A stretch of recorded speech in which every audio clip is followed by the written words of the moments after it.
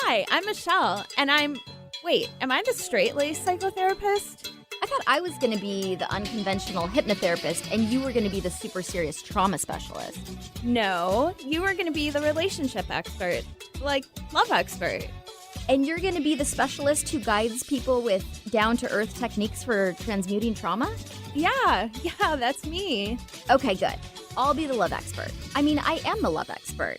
I think we have this all sorted out.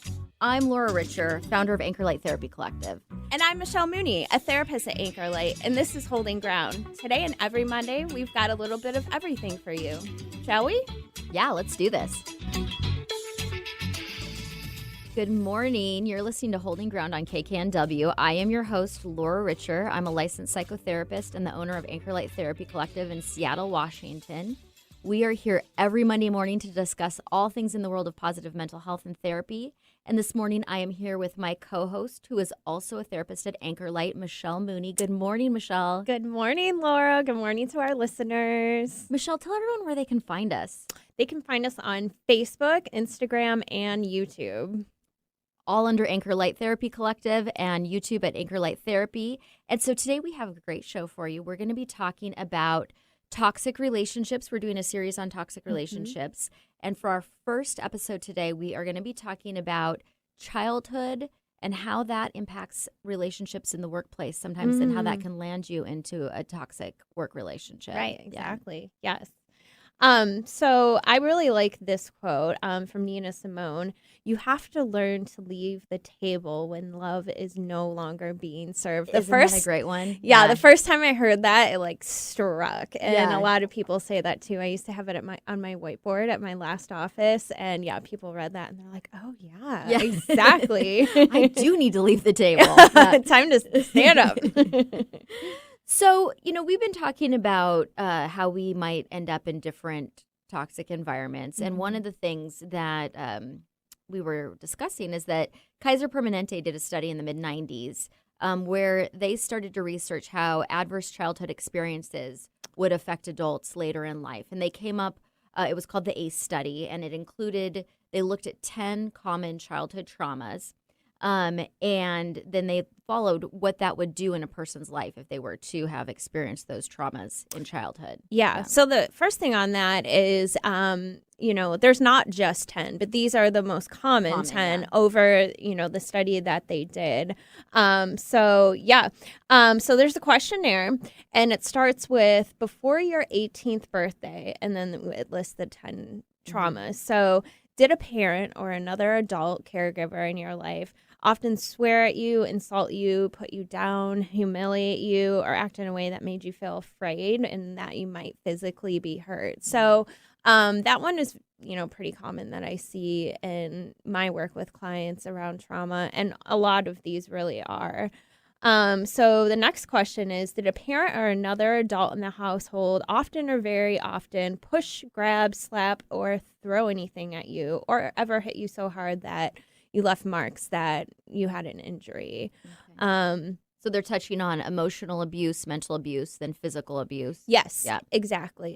Because again, like we've talked on the show before, there's of course physical trauma, things that happen, being abused in some sort of way, whether that's, hitting, pushing, it could be sexual abuse, but also that emotional trauma, right? That really, and that's the next question touches on is if you were touched in an inappropriate way or a sexual way as a child in your household. And that can be parents, that can be aunts, uncles, siblings even I've seen in my work. And with that one, all of these are childhood experiences. So we learn from those things, and that's the reality. So kids at first grow up thinking this is love, this is what happens, right? This or that is it's at normal. the very least normal, yeah, exactly. So, and then they get into adulthood, or and with any of these, I see families or kids go to visit their friends and see their families and like, oh, these things don't happen here. Their mom's not yelling at them about manners at the table, that sort of thing. So seeing healthy families and friendship. I have a couple clients that experience that. And that's how they Start realized. to become aware that there was something that was off with that. And at the same time, if those are the experiences that you have as a child, those experiences are normalized to you, even if you do have an awareness that they are unhealthy or not what you want, in your later life, you're going to be more likely to recreate those same experiences. Yeah, absolutely. And, kids are frightened to say, stop or don't do this to me and that sort of thing, right? So even if they do, like you said, understand that this is not normalized, it's their reality and they can't, advocate for themselves and, ask for that to be stopped. So the next one is no one in your family loved you or thought you were important or special. So your family didn't really look out for each other. You weren't close. And you didn't support each other. So that's a big one. So you can have caregivers that, maybe feed you and clothe you and make sure you go to school. But if they're not showing you affection or love in some way, that can adversely affect a child. And this is one that I think can impact people who are later find themselves in a toxic work environment, is that your value is very achievement oriented. And so if you are not living up to a certain standard that's set by your parent or caregiver, that you don't have any value. So you learn that you have to do certain things in order to get approval or love. Right. Like follow the strict rules that your parents set for you, get straight A's in school, right? So those are expectations. So those aren't things where you would come home with a straight A report card and your parents would be like, oh my gosh, that's so wonderful, right? It's like, okay, great. Like you're following our expectations. Right. And if you don't, then you aren't lovable. Right, exactly. Then you get in trouble, right? So the other thing around that is kids learn, okay, if I do these things, it's safe. So I feel safer. Mom's not going to get mad. Dad's not going to get mad. So kind of maintaining that status quo, like, okay, I can create some sort of stabilization in my environment. And kids, take that on and they learn from their parents, okay, if I do these things, then, my parents aren't going to get mad. There's stability in my environment. So for a child to have to take on that role and create stability in their environment, it's really unfortunate. Yeah. So the next one we have is you didn't have enough to eat, had dirty clothes, no one really was there to protect you, or your parents were too drunk or high to take care of you or even take you to the doctor if you need it. So that's neglect, right? Yeah, your basic needs are not being met. Right. So the next question is, were your parents ever separated or divorced? So it's interesting when a lot of people do this assessment, they have at least maybe one or two of these because a lot of folks now have parents that are divorced. Yes, and that in and of itself does not have to be a traumatic experience. Right, right. But it can be difficult, right? Yes. And so it's something that can affect folks. So yeah, again. Absolutely. But it doesn't have to be abusive as the other things that we described, but can have a traumatic effect on some people and some people not. Yeah. Absolutely. I've also had clients who have said, I wish my parents would have gotten divorced. Right. And that's another thing, right? A lot of times parents maintain their relationship. Okay, I want to, give my children a stable environment until they graduate high school or college. And then the folks get divorced. Yes. And that can be really hard if, like you're saying, like there's a lot of yelling or violence in the household. Right. That's not good to stay together. Yeah.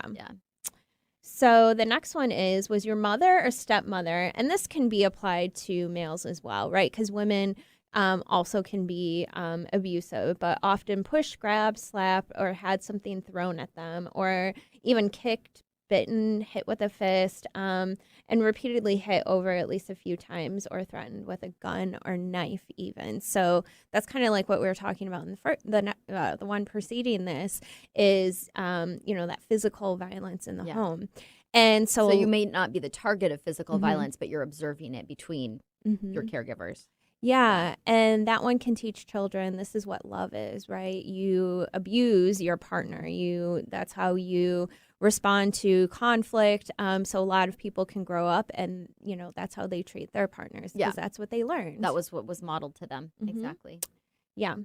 So the next one is, did you ever live with anyone that was a problem drinker, alcoholic, or use, drugs? So that one I think kind of speaks for itself, right? But that can lead to neglect. That can lead to yelling. That can lead to violence. So these things can kind of formulate all these other ones that we talked about. And just even being emotionally absent or unavailable. Right, Yeah. right. Yeah. So if you're too drunk or high and you're in bed all day or you're out on the street, you're not there for your children. Right. The next one is, was a household member depressed, mentally ill, or did they even attempt suicide? So that's another one, kind of like what I was saying in the preceding one, mom's in bed all day or mom's crying. And, so that can lead to neglect again, emotional neglect. That can lead to children feeling like they need to care for their parents, right? What do you need, mom? Can I feed you? Are you okay? And showing them affection in a way where they're the caretaker, essentially. Right. And just also, denies them a sense of safety is my caregiver is not competent. And so what's going to happen to me if I'm a child and the person in charge is not doing well? Yeah, absolutely. And the last one is, did a member of a household ever go to prison or jail? So then the parent is absent, right? And who knows how long they're going to be there. And then, that affects a child, right? Why is my parent locked up? What did they do? Creates a sense of abandonment. And they're bad, so I must be inherently bad as well. Right, right. So these are all of the traumas that were outlined in the ACEs study. And what they found was that if you got a score of 4 or more, you were likely to experience some effects of trauma. Right. Yeah. So, kids who grow up in this environment, again, can learn that violence is how you handle conflict. So they can be a lot more violent. More marriages, which is interesting. So having, relationships where you do get married, you're close, but ultimately it does end. And then you try to connect with somebody else and maybe even cling to them, right? Okay, this is somebody who's giving me affection. I didn't get that in childhood. And then that ultimately ends. So that's seen as well. More drug and alcohol dependence. So children learn that this is how, the effects of this are numbed. I don't have to think about it. And, obviously we know that that doesn't fix anything. Clients have to come in and get to the root of their trauma so they can understand and then hopefully find a way and a path forward through recovery. Even more autoimmune diseases. So that's an interesting one. So the big thing about this study is that they learn, people with high ACE scores, they can have a lifespan that's 20 years less than the average human being because they adopt all of these health issues. Right, which makes sense because autoimmune diseases often are very aggravated by stress. And if you have a lot of, if you've lived in a traumatic environment your entire life, you're going to obviously have more stress. You're going to learn negative coping tools, like maybe using relationships, chaotic relationships as a coping tool. Substances as coping tools, more broken bones. People who grow up in traumatic environments are more likely to be victims of violence. Right. Or their parents aren't keeping an eye on them, right? Yeah. So they're going out, they're, doing a lot of reckless behavior that they don't realize is necessarily reckless, but they get injured more because who's there that, to protect them. Yeah. So I did a short stint in community mental health. You did a much longer one. But in that time, a lot of the population that we worked with they were children who grew up in traumatic environments who are now adults and are navigating life with this history of trauma. Yeah, exactly. And in some way, they adopt mental illness, severe depression, even, personality disorders come out of traumatic environments. So personality disorders such as narcissistic personality disorder, which was one of those that gets thrown around a lot. And you see that too, Laura, right? Yeah. My partner is narcissistic. Yes, not everybody's ex is a narcissist, doesn't have narcissist personality disorder, even though it might seem like it. But there is an actual diagnosis of having a narcissistic personality, which is if you come from a traumatic environment, it's a defense mechanism that you create to keep yourself safe in the world. I'm looking out for myself. I don't care about anybody else. I need to do what's just for me. You learn not to have empathy for other people, probably because people didn't have empathy for you. And again, that's a survival mechanism. So yes, a lot of personality disorders will all probably come from trauma and traumatic experiences. So these really difficult people sometimes, there's a sad story behind that. Yes, exactly. And there was a couple interesting studies around neglect in babies, actually. So in the 13th century, King Frederick II did a study where he took like 30 babies away from their mothers, essentially, and put them into this situation where nurses were only allowed to feed them, bathe them, and that was it. They weren't allowed to speak to them. They weren't allowed to touch them. And, unfortunately, a lot of these babies actually died because they didn't have that You said this is the 13th century? Yes. Yeah. Mm-hmm. Okay. Going way back for our research I today. know. But in the 40s here, in the 1940s here in the U.S., they did a similar study, and they had to cut it short because the same thing was happening. Babies were dying because they weren't getting affection. So physical touch, love is so important. And, when children don't have this, even if they survive from infancy, right, it really affects them adversely. Yes. Mm-hmm. And so we're talking about some pretty significant traumatic childhood events, and some people they may have one or two of these things happen, and so maybe their coping skills are adequate. Other people can have more significant damage. One example, I have been watching a YouTube channel called The Soft White Underbelly, which the creator of that channel interviews people who are living on Skid Row and who are engaging in really high-risk behaviors, whether that's prostitution or addiction.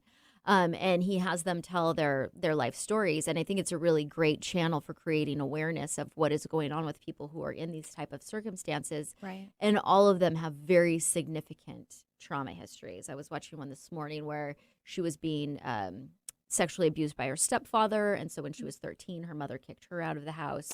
Her biological father was in prison. And so, these are significant levels of trauma, and now she's living on the streets and is addicted to heroin. Yeah. And we see that a lot with folks that do have a drug abuse history, alcohol abuse history, even like you said, sex work history, because they came out of traumatic experiences. So again, it's a coping skill. Yeah. Okay, I can numb myself in this way, but as we know, addiction and physical dependence comes along with that, right? And no one wants to have that. No one, again, wakes up one day and it's like, oh, I'm going to be a drug addict when I grow up, right? But again, it's a coping skill, and over time you get emotionally addicted and you also get physically dependent. Yeah. So if you take those substances out, right, your body can go into withdrawals, and then that emotional attachment, right? So this is what can numb me. I don't want to have to think about. I don't want to feel these feelings. And Dr. Gabor Mate, who wrote the book In the Realm of Hungry Ghosts, which is a fantastic book, talks a lot about the work that he does as an addiction doctor in Vancouver, BC. And he said he's treating trauma. Addiction is a side effect of trauma, which makes perfect sense with all the research that's being done. Yeah, I like that, right? It's a side effect of something. It's not the predominant issue. It's the side effect of the actual predominant issue, which is, abuse, traumatic childhood in a lot of ways. Yep. Yeah. So I think we're going to take a quick little break here, but when we come back, we are going to talk about how experiencing childhood trauma might be affecting your work life. Yeah, absolutely. Yeah. So stay tuned. This is Holding Ground on KKNW. This is Laura Richer, and you're listening to Holding Ground on KKNW. And today, me and my co-host Michelle are talking about toxic relationships. And so we just discussed what is considered traumatic childhood experience, toxic family dynamics, and now we are moving on to toxic relationships in the workplace. Yes. This one is very huge. Yeah. And a reminder to folks that we're doing a toxic relationship series. So, yeah. So we'll be covering all types of toxic relationships. Yeah, there's a lot. So, working here in Seattle, there's a lot of big corporations, high stress environments, high demands. And so in our practice, we work with a lot of people who are experiencing work stress, work burnout, even feeling like they have a toxic relationship with their job or their employer. Yeah, absolutely. And so some of the things that you might want to watch out for if you think that you might be in a toxic work environment are, 'cause sometimes we don't like our jobs, right? That doesn't mean that the environment is toxic. It doesn't, just because we have a couple bad days or even a couple bad weeks at work, it doesn't mean you're in a toxic work environment. But when it's starting to take a toll on your physical health, emotional health, your sense of self-esteem, well-being, you might you might notice that you're in a toxic work environment. Yeah, absolutely. And they talk a lot about so toxic work environments. People like their jobs. They actually can like the work that they're doing, but the politics, the office politics really drags them down. And when we, have toxic relationships with our caregivers, which we discussed in the first segment, we can actually seek out sometimes toxic environments again, or toxic romantic relationships because we're familiar with them. So actually, folks in the workplace who are experiencing toxic environments or toxic relationships with their bosses or coworkers, they have a higher tolerance for it, unfortunately. Yes, so they find themselves staying there longer. Yeah. Yeah, so that, and you can also find yourself in a toxic work environment even if you didn't have significant childhood trauma. But some things that you're going to notice is that you might be in an environment where the work you do is just never enough. You're never working enough hours. The results are never enough. It might almost feel like you're being gaslit, that you're just working so hard and you think that somebody's going to tell you you're doing a good job. And then they say, nope, you're not getting a raise. It wasn't enough. Right. Because you're just meeting that expectation again, kind of like what we were talking about before. So you're just doing what your boss or the work environment expects of you. So you work so hard to get these projects done and, lead these meetings and all of that. And you have no positive feedback. Yeah. Yeah. Which, I've worked with several clients with different employers here in Seattle where that is the norm of the culture. You know, when you're going in there that their expectation is that you're going to work 16 hours a day. You're going to basically have no work-life balance. Yes. You know that there are places that have very high turnover, that the average stay might only be a couple of years. You see a lot of competition, and they put things in place like leveling that make you feel you're constantly comparing yourself to other people. Yeah, absolutely. So this is what the American Psychology Association has to say about excessive work stress, and this is why we want to be mindful of if we're in a toxic work environment. Work-related stress doesn't just disappear when you head home from the day. When stress persists, it can take a toll on your health and well-being. A stressful work environment can contribute to problems such as headache, stomachache, sleep disturbances, short temper, and difficulty concentrating. Chronic stress can result in anxiety, insomnia, high blood pressure, and a weakened immune system. It can also contribute to health conditions such as depression, obesity, and heart disease. Compounding the problem, people who experience excessive stress often deal with it in unhealthy ways, such as overeating, eating unhealthy foods, smoking cigarettes, or abusing drugs and alcohol. So long-term exposure to a toxic environment, whether it's in your childhood or in your career, can have huge detrimental effects. Yeah. And another thing, of course, is trauma can come out of this. And a lot of clients that I see coming in and working on some trauma is around their office place and the work that they're doing. And, maybe they have an inkling of maybe I should leave this job, but they're still in it. And it just is creating this a lot of negative beliefs, right? I'm worthless, I'm not doing enough, and things like that. So again, sometimes your actual work isn't the hardest thing that you're doing. It's the environment that you're in. I have even had clients over the years who have, because there's a certain level of brainwashing that goes on in that environment. And you do really, if somebody is constantly reinforcing to you that you're not doing enough and you're not enough, and anyone else could meet these expectations, but you're not, or that you're lucky to be in this environment. And that could be reinforced by the fact that you have great benefits and a great salary. And so there's a financial risk. But I have worked with clients in the past who actually, I wouldn't say they were suicidal, but started having kind of passive suicide type ideation of like, I just am not worth anything. What is even the point of going on? Like, I've been told for a certain amount of years that I'm not enough. And now I really believe it, and I'm not seeing value in living, basically. Yeah. And there can be a total loss of perspective. And then they leave that environment, and they're like, wait a second, that, it wasn't me. That was just, but it's, when you're in it, it can be very challenging to have perspective and put things, to be able to see things that, in fact, maybe the environment is toxic, not you. Yeah, exactly. And, getting out of those environments is huge, right? Then we have that perspective, and maybe we go into an environment where you are valued, you do get positive feedback. It's like, oh, yeah, I am doing a good job. And that last job, Yeah. it was horrible. So I recently worked with a client so things are starting to open back up, right? A lot of workplaces, some employees are coming back. A lot of employees don't still feel safe coming in. Maybe they have somebody at home who has an autoimmune disorder, maybe an elderly parent that they're taking care of. But there's that expectation now, like, oh, you have to come into the office a little bit. And this particular client, there was no COVID policy in the workplace. So there was no, the expectation right now is we're all wearing masks, right? But there was no like firm boundaries. There was no, you can still work from home and maybe just have to come in for meetings and things like that. So it leaves a lot of questions and wondering. And so it creates that expectation again. Okay, we're open. I have to go in even though it doesn't feel safe for me yet. Yeah. Yeah. And so that's a sign of a toxic work environment, is if you're in a place where they're not willing to take your safety and health into consideration, and that the work is put above everything else. Yeah. Right. So I've talked about this according to relationships before, but it also works with jobs and toxic work environments. So having the client sit down and write the to list, right? What I deserve in the workplace, right? So I deserve to be valued. I deserve to have positive feedback. I deserve to only work 8 hours a day and then can go home to my children and be a good parent or a good spouse. And then that list of what I will not tolerate. Right. And then folks look at this and they're like, wow, I didn't realize all these things that I feel like I deserve and I'm not getting those. And the things that are on my will not tolerate list are what I'm currently experiencing.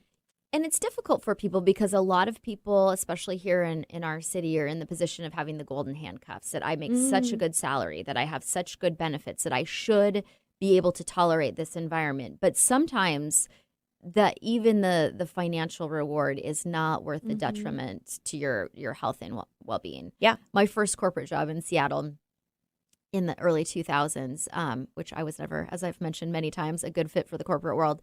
But I was kind of shocked about how overweight everyone was when I got there. And then I realized after working there for a while that, yes, you're in your desk 10 hours a day and you're eating M&Ms out of the vending machine to kind of cope with the stress that you're experiencing. And I was gaining a few M&M pounds myself as I was there. So, that does have a negative impact on your health, those high levels of stress. And they say, too, that new employees notice more that this is a toxic environment. They're coming in, they're like, wait a second, this might not be the best thing. But existing employees don't even notice it anymore. They become immune, right? Yeah. And they start gaining the pounds, eating more M&Ms, Cheetos, that sort of thing, right? And they're there, and this is their world. It's the frog in the pot of boiling water that doesn't jump out because it's the heat's turning it on gradually, so you don't realize how bad it's getting because you're in that environment. Yes, absolutely. Yeah. So we're going to go over a list now of some things that create a toxic work environment. Laura, would you like to start with the first one? Yes, so it's not a friendly atmosphere. People are competitive. Maybe they withhold information from each other. It's not a team environment. There's a kind of a sense of being threatened all the time. So it's not a pleasant place to be. And again, work isn't always pleasant. I really want to make the distinction that, if you're having a bad day at your job, it doesn't necessarily mean you're in a toxic work environment. Sometimes work is hard. Sometimes our coworkers are crabby or we have a bad day. That's just a normal part of living life. But this is something a little, that takes it to the next level. And I'd say really competitive environments, you're probably going to find some of this. And we know when we have a work environment where there is that friendly atmosphere, that can make all the difference. Yeah. Right? I have friends here. There's people I really love working with, and that can really make a huge impact on how much we enjoy our jobs. And I think another thing in non-friendly environments that you might notice, that there's a lot of gossip. There's a lot of talking about other employees. There's a lot of maybe that people feel comfortable talking negatively about the work environment, complaining about it. So yeah, just an overall feeling of negativity. Yeah.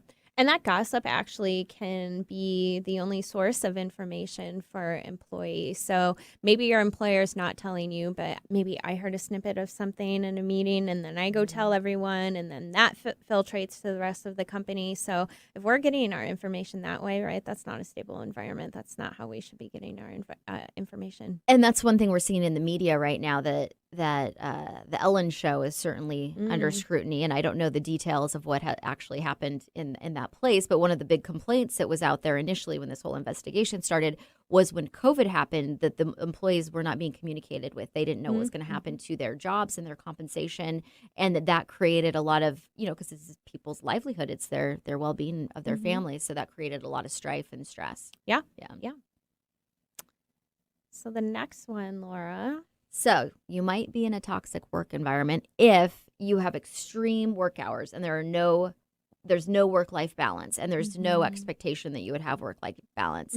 I have seen several clients over the years who all seem to work for the same company, but they have extreme stress.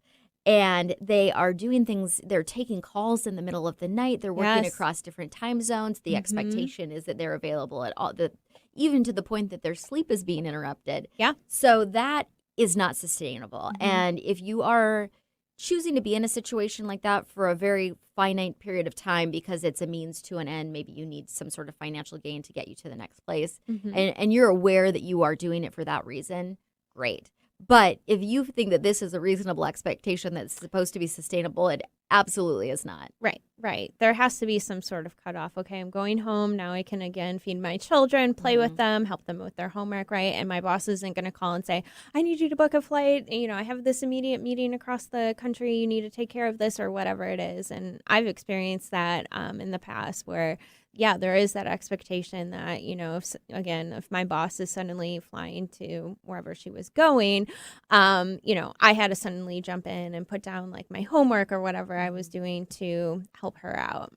Well, and if we're trying to meet the needs of the business and that happens occasionally, then that's fine. Right. But if this is the constant expectation that you are always to be available, that you never have any personal time, that you're tied to your phone and, responding to text messages in the middle of the night, then that, again, is not sustainable. If it's for a specific amount of time for a specific project, maybe. But right. And I've seen clients too where they experience that they feel like they can never not look at their phone, right? Because my boss is going to send me an email that I have to respond to in the middle of the night. I've actually seen too where bosses kind of like, yes, they have that work expectation that we're sending you emails about something project that you have to be doing. But I also had a client where like her boss was sending her pictures of her dog or her children, and she still felt like she had to respond to that, right? My boss is sending me this. So your puppy's so cute, or your kids are so cute, right? So that can be very difficult. So having also maybe I wouldn't call that an inappropriate relationship, but maybe that, there's a power dynamic there that you have to respond to this person in a personal way. And maybe that's not appropriate in the work environment or something that you're comfortable with. Another sign that you could possibly be in a toxic work environment is title obsession. And so people are working towards different levels of status, which I think exists in all corporate type structures or business structures. But sometimes it becomes very competitive. And again, I think you go back to that.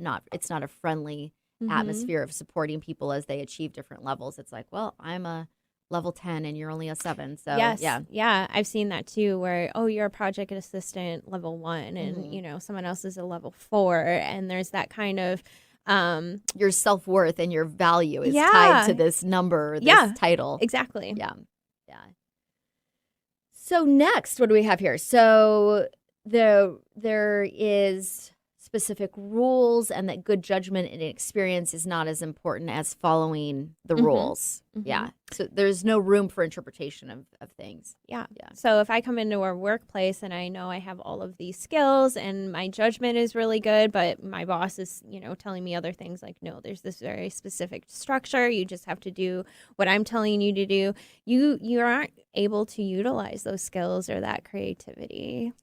And I think it becomes very frustrating. I had a job before I started in the therapy world where the processes of the job just did not make sense to me, but there was absolutely a more efficient way to go about it, but they insisted that you had to follow this specific process, which was more tedious, and so things like that where your input isn't valued, you can't make any positive changes.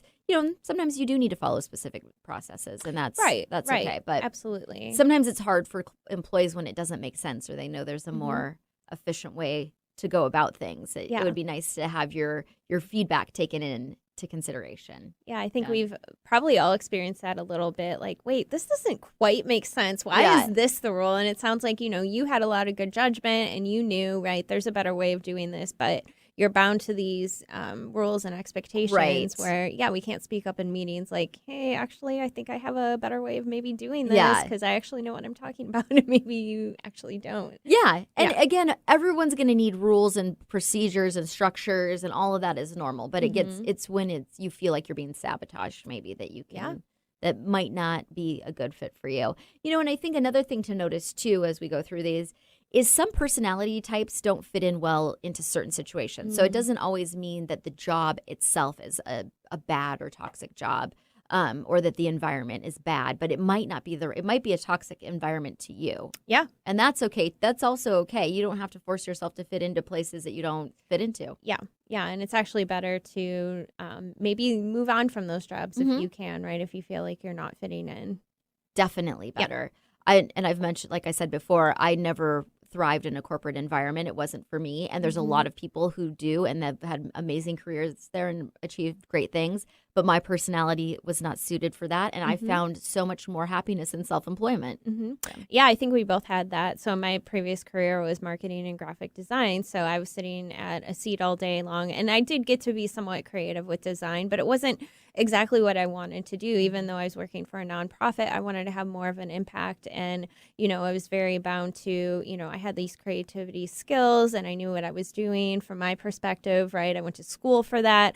And then you have people who maybe don't have that creative set. But again, there's those rules or these expectations of people that, don't really get it. And then you're kind of just suppressed and, feel defeated in a way like, I know what I'm doing, but so-and-so is telling me to do this thing. So yeah, eventually growing out of that, right? And we work for a long time now, so there's always time for a second career. I mean, I got my master's degree in my 40s, and what I did at the first part of my career is not what I'm doing in my career now. So there's always the opportunity to change and move on. Just because you've studied one thing when you were 18 and went to college doesn't mean that you have to stay in that environment forever, especially if you find out that it isn't the right environment for you.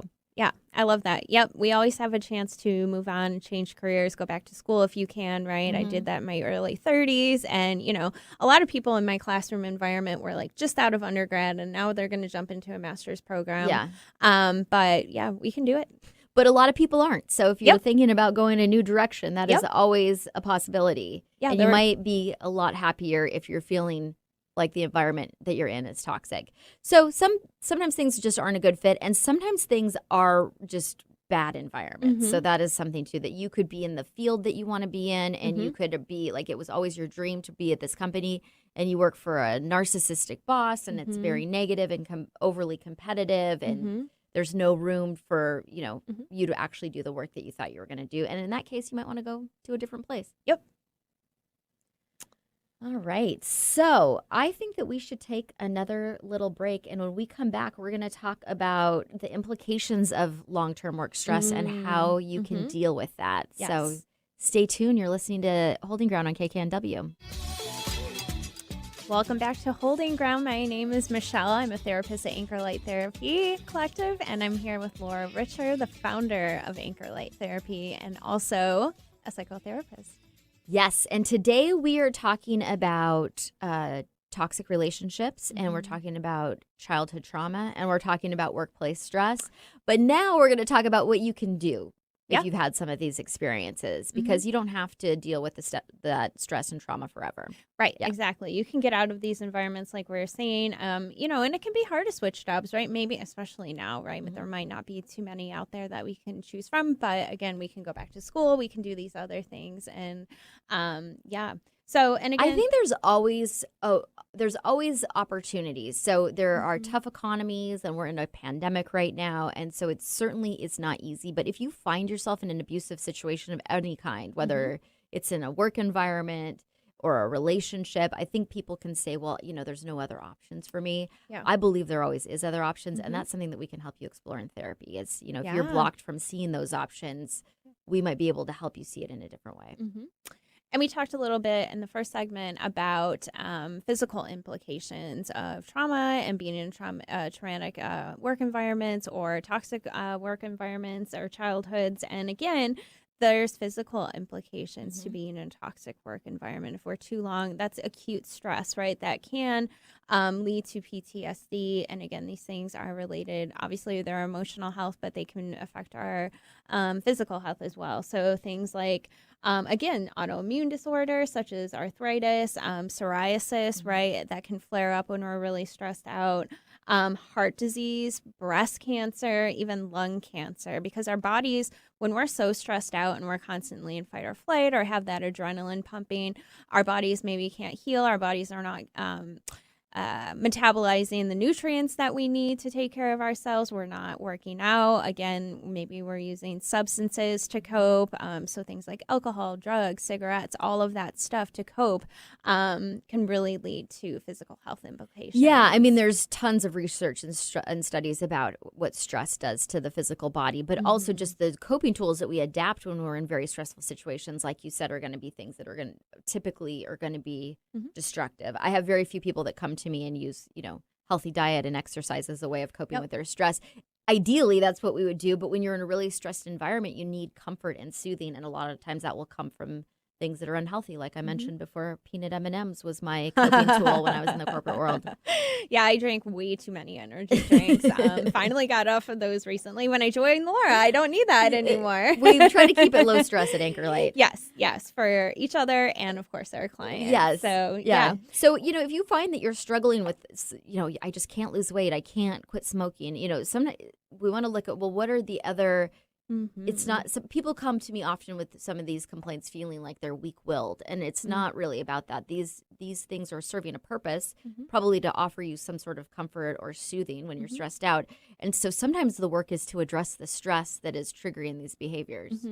Yeah. And, we're talking about negative coping skills, or maladaptive, actually, is what we want to say. They're, again, coping skills, they're not adaptive. We can find adaptive ones, right? So maybe we might recommend yoga or meditation or other things that can be more adaptive. But we focus a little bit about substances, but you touched on, maybe overeating, eating things that aren't healthy, not exercising. But of course, there's other coping behaviors like gambling, for example. Some people can develop sex addiction, and these things are called process addictions, right? So, or behavioral addictions. So they're not necessarily putting things into our bodies, but they're still causing negative implications on our life. So again, a lot of people who come from toxic environments, no matter where they're coming from, work, childhood, or whatever, we can adopt these things. So addressing trauma, so whether it's childhood trauma that is still impacting you today, is something that you can do with. Michelle uses EMDR therapy quite a bit to help people get to the root of the things that are triggering those behaviors. Yeah.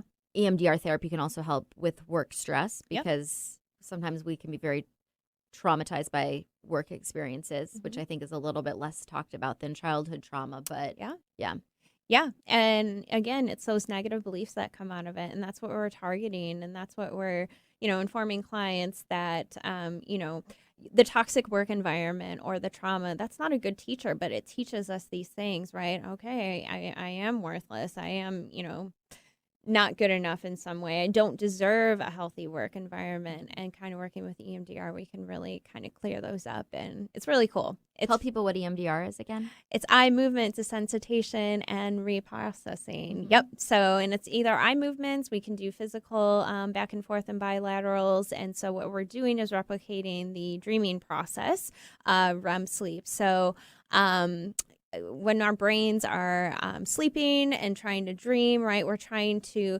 kind of organize maybe what happened in the day. We can try to be organizing past experiences. And when we have nowhere to file that in our brain, it stays there. So you can see that in nightmares, night terrors. You can see that in reoccurring dreams. So a lot of people will have reoccurring dreams that maybe aren't even related to the stressful environment, but they're anxiety provoked, right? They can't somehow get control in these dreams, that sort of thing. Yeah. So EMDR is a type of therapy that helps you reprocess traumatic memories so that they don't continue to have the same stress impact on you as they before you do the work of addressing them and detaching from them, which is the ultimate goal. Yeah. So you had said, Michelle, something about the brain and its ability to change, and EMDR can be part of that. But tell us a little bit more about that. Yeah, so a lot of people might not realize this. So there's grooves in our brain that comes from experience, that comes from biological factors as well. But our brains can heal. Our brains can get past these things. We can form new grooves in our brain, and so a way of thinking about that is our brain is plastic, right? So we touch plastic, we can move it around in the same way that our brains are, and that's called neuroplasticity. Again, we can heal from these psychological wounds. We can get past the toxic stress. Our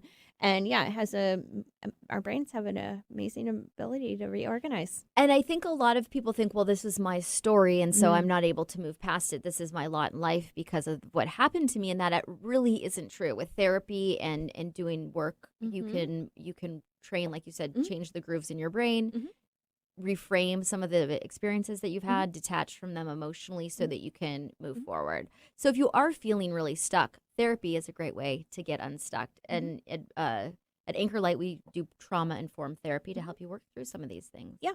And real quick, back to the substance use or addictions, that our brains can heal from that as well. And we can form new coping skills. We can form new things where we're retraining the brain, muscle memory. So our brains can also heal from that and change. So it's pretty cool. Pretty amazing. You know, that may be sometimes with medication or it can be with therapy, but there's a lot of things you're not stuck. There are things that you can absolutely do to move forward from toxic relationships and move forward from trauma. Yeah, absolutely. All right. Well, thank you for listening today to Holding Ground. We will be back next week with the next part of our toxic relationship series. Thanks for tuning in to Holding Ground. You can find us here every Monday morning at 9 a.m. I'm Laura Richer, owner of Anchor Light Therapy Collective. And I'm Michelle Mooney, a therapist at Anchor Light Therapy Collective. Find us online at anchorlighttherapy.com. We'll see you next week.